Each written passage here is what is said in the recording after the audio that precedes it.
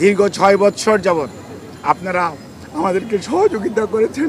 ইনশাআল্লাহ আমরা এই যাত্রাও আপনাদের ভালোবাসা, আপনাদের সহযোগিতা এবং আল্লাহ রাব্বুল আলামিনের অশেষ মেহেরবানিতে আমরা আবারও আমাদের প্রাণপ্রিয় নেত্রী দেশনেত্রী বেগম খালেদা জিয়াকে আজকে দেশের মানুষের যে অকৃত্রিম ভালোবাসার প্রতীক সেটি আজকে প্রমাণিত। সেই লক্ষ্যেই আমরা আপনাদের সহযোগিতা চাই।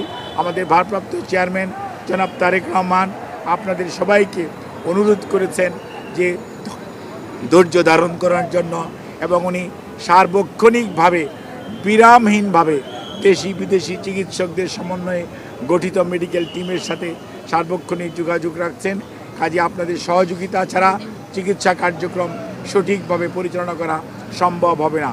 কাজে কোনো ধরনের গুজবে কান না দেওয়ার জন্য আপনাদেরকে অনুরোধ করছি, এবং দেশনেত্রী বেগম খালেদা জিয়ার জন্য সুস্থতার জন্য আপনাদের মাধ্যমে দেশ তথা সকল ধর্মের মানুষের প্রতি আমরা উদাত্ত আহ্বান জানাচ্ছি।